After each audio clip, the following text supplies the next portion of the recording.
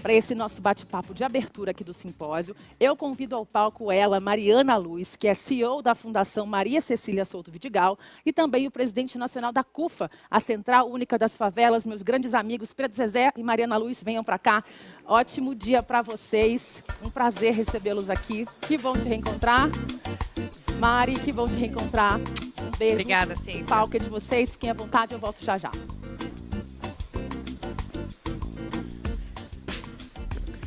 Muito bom dia a todos e a todas. É um prazer imenso estar aqui na manhã de hoje.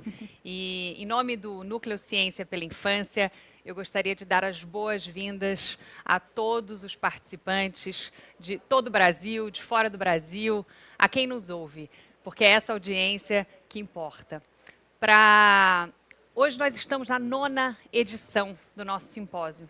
E o primeiro, que é 100% virtual. E eu queria aproveitar a oportunidade para, nesse momento, também agradecer a todas as organizações que compõem o NCPI. O NCPI é essa coalizão que trabalha diariamente, incansavelmente, para promover o conhecimento científico sobre os primeiros anos, sobre as nossas crianças pequenas, nossa maior fonte de vida, de inspiração e de esperança. O Núcleo Ciência pela Infância une exatamente as evidências científicas à política pública. Mas o nosso trabalho e, sobretudo, os nossos objetivos é ir além da teoria e chegar na possibilidade de aplicação prática das políticas, para que a gente possa fazer com que essas evidências concretizem melhorias reais às famílias, às crianças e que elas cheguem na ponta. Porque é isso que importa. Primeira infância e impactos na pandemia. Quais foram esses impactos? Eles foram enormes, eles foram diferentes e eles foram desiguais. Mas no momento que estamos vivendo hoje, de real perspectiva de retomada da vacina, é muito importante que a retomada dessas atividades por meio dessa vacinação, do nosso SUS, de todo um equipamento de saúde que se mostrou tão relevante, que a gente possa agora atuar por meio de serviços integrados, que coloquem a criança pequena no centro. A chamada intersetorialidade, ela une educação, ela une a saúde, ela une a assistência social. Mas ela, sobretudo, coloca a criança pequena como protagonista desse processo, com um olhar conjunto, que é o que ela não só merece, mas é o que ela tem direito e que ela precisa. E a Covid-19 pode ter nos dado uma falsa sensação de baixo risco para a primeira infância, de baixo risco porque as crianças não foram afetadas diretamente. Mas nós não podemos nos enganar. A pobreza aumentou. Os mais vulneráveis foram os que mais sofreram. E as desigualdades aumentaram.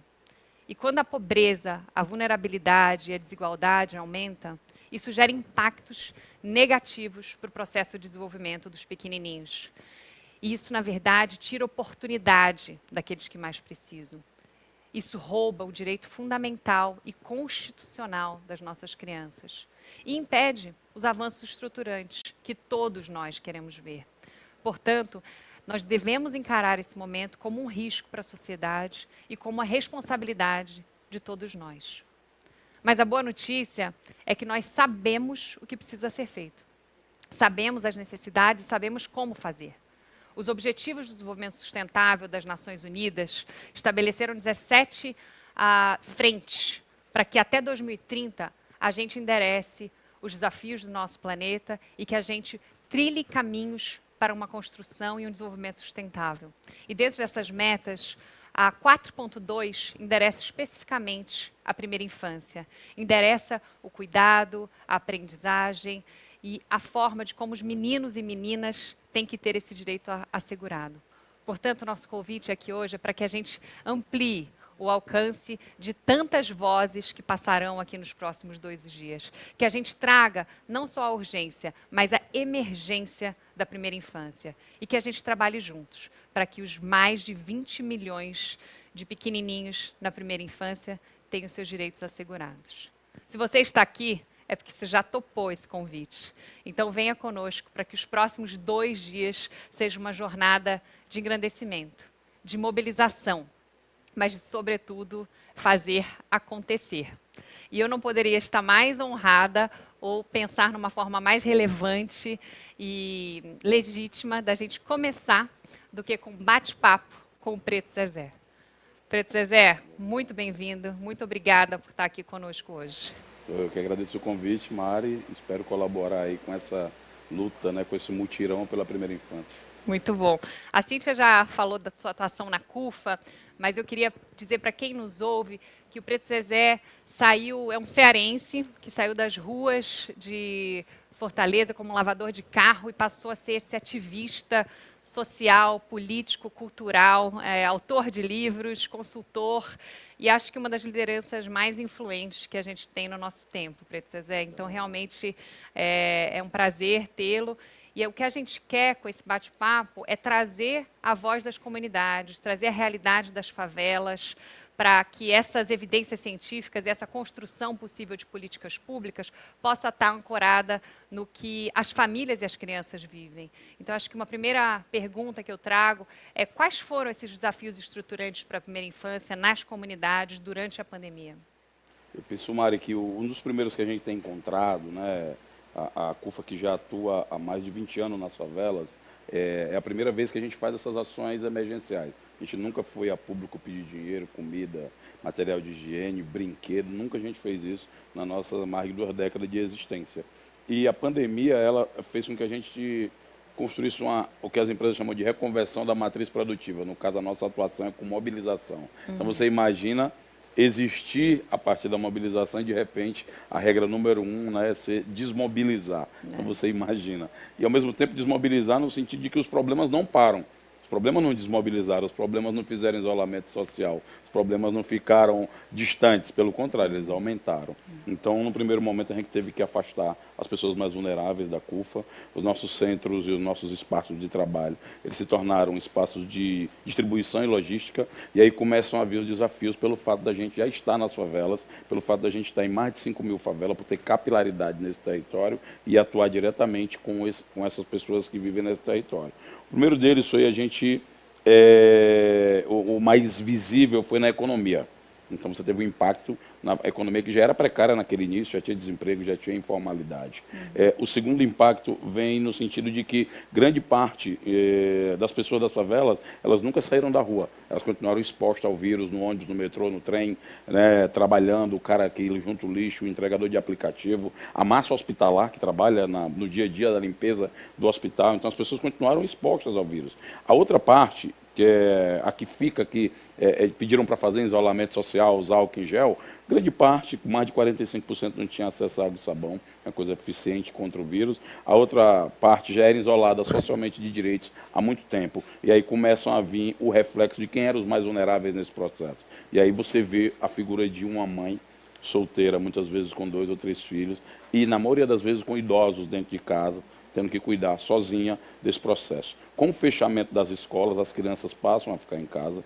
Com o desemprego, essas mulheres passam a não ter fonte de renda. E aí vira a base, né, da figura mais vulnerável dentro do processo dos impactos da pandemia. Daí, nós criamos o programa Mãe da Favela para poder fortalecer e apoiar essa mulher. Por quê? Na medida em que o apoio chega nessas mulheres, ela desencadeia uma série de redes de proteção. A primeira delas é a criança e adolescente. É a primeira delas que desencadeia, né, o cuidado com a criança e adolescente. A segunda é desses idosos, que a maioria tem até idosos com problema de saúde, acamado. E o terceiro é quando chega algum recurso econômico na mão dessas mulheres, recurso financeiro, elas aplicam ali dentro da favela. Então, ali deu uma luz para nós de que a parte mais vulnerável era onde, quando apoiada, desencadeava uma rede de reações e de proteção naquele território.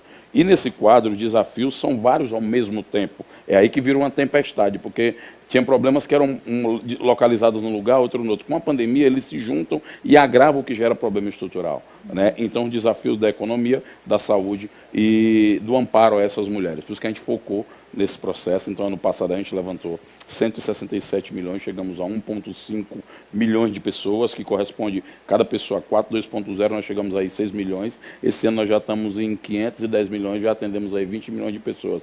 Mas acreditamos que com toda essa mobilização que tem que continuar, que tem que se fazer necessária com o setor privado, é necessário pensar agora o papel do Estado no sentido da política pública de proteção. E nesse momento, mulheres e crianças, como num naufrágio, deveriam ser a prioridade da política pública, já que esse naufrágio, embora seja geral, o afogamento ele é seletivo. Com certeza. E esse público-alvo, né, Zezé, é exatamente o público-alvo que lidera a primeira infância. Então, as mulheres e crianças têm tido maior impacto, são um público mais vulnerável. No entanto, como eu falei, não era um público-alvo direto das políticas públicas. Como é que você entende aí que esse processo de mobilização da CUFA nas favelas, uma solidariedade dentro da própria comunidade, que eu acho que é algo que vale enaltecer, essa solidariedade de uma mãe receber um benefício, compartilhar aquele benefício ali mesmo com o próximo. Como que a gente aprende com isso e canaliza para que haja um apoio mais permanente para essas mães e crianças que seguirão num processo de vulnerabilidade ou pelo momento atual ou por um agravamento até de realidades que já estão ali presentes na favela?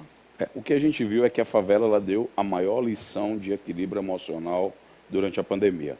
Você não teve saques, tumultos, quebra-quebra, parte dessas ações emergenciais que as organizações do terceiro setor, junto com o setor privado,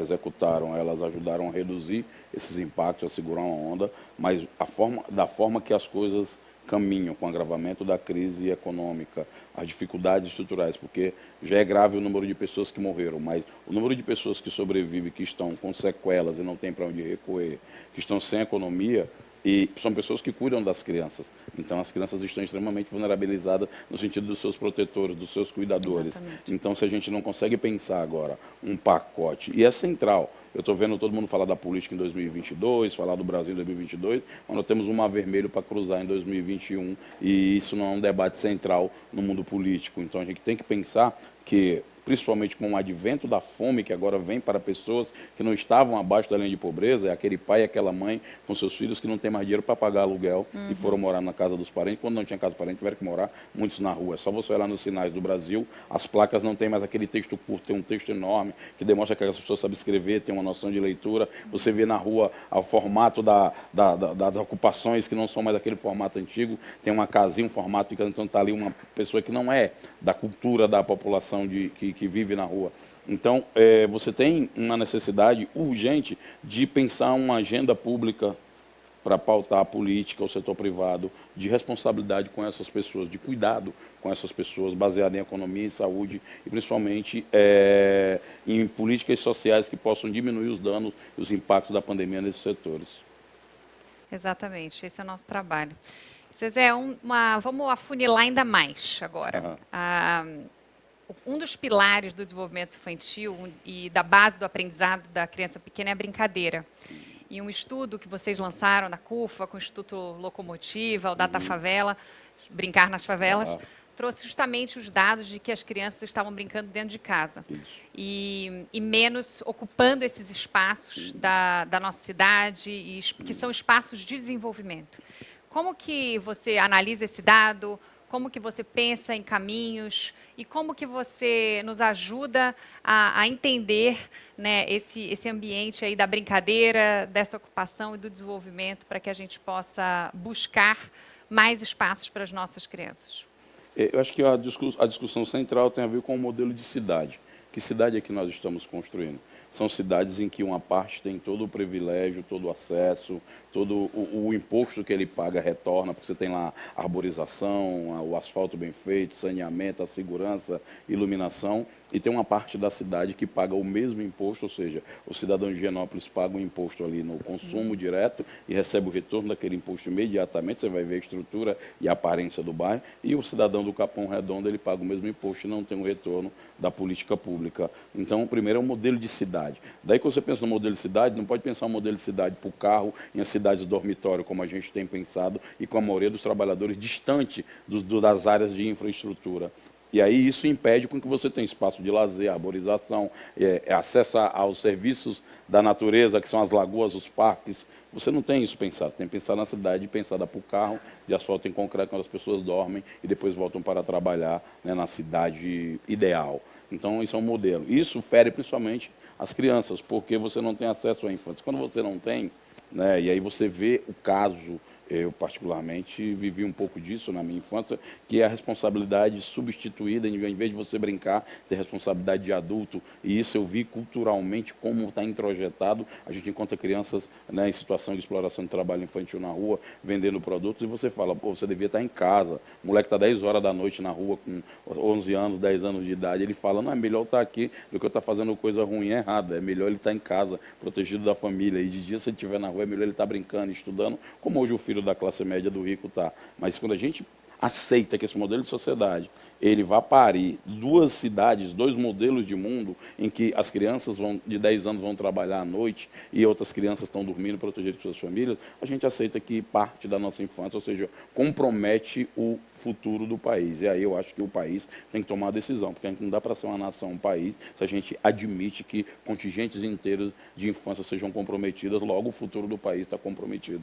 Exato. Agora, Zé, me conta nesse sentido algum caso, alguma história ou algum caminho real, porque acho que esse distanciamento, né, entre um bairro que tem acesso à natureza ou a um parque, não é razoável, né? A gente consegue, com intervenções eventualmente pequenas, trazer isso e criar cultura, porque também precisa tirar a criança lá do sinal e levar para o parque, né? Então, você consegue nos oferecer alguma história de alguma família ou de alguma intervenção que você tenha acompanhado e que tenha funcionado? Tem muitas iniciativas, principalmente na sociedade, porque a pessoa fala do termo empreendedorismo, é novo agora, mas a favela já se vira há muito tempo.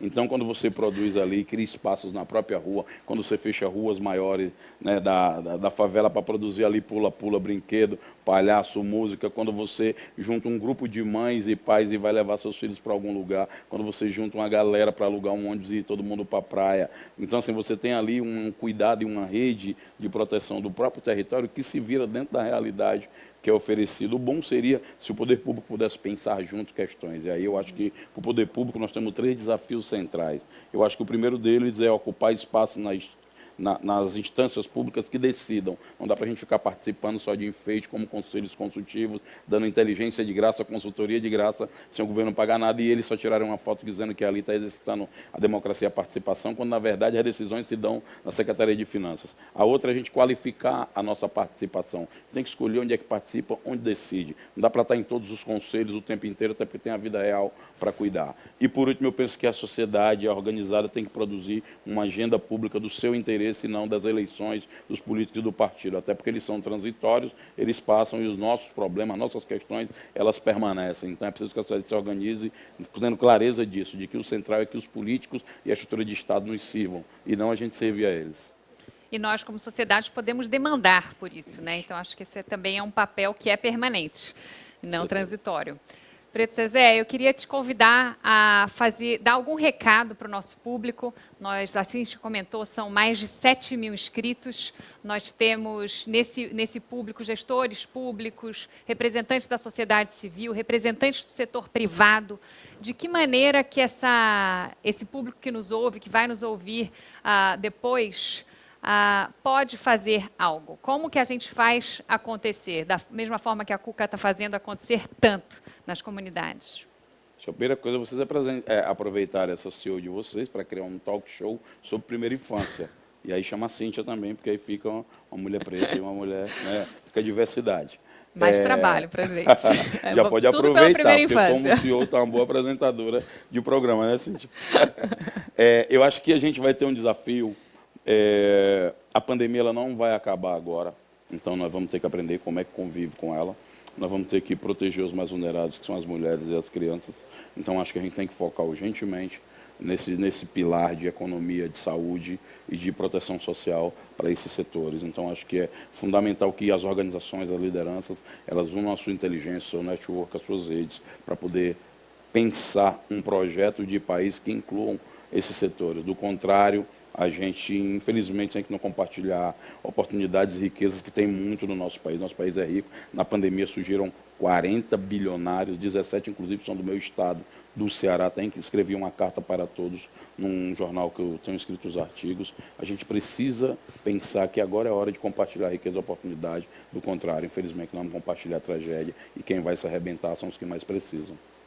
Ó, o Preto Zezé voltou para a intersetorialidade, gente. Economia, saúde e proteção social. É isso que a gente quer, é isso que a primeira infância precisa e eu conto com cada um de vocês para a gente fazer acontecer. Preto Zezé, obrigada. Prazer eu que ter agradeço o convite. conosco. Volte sempre. Ah.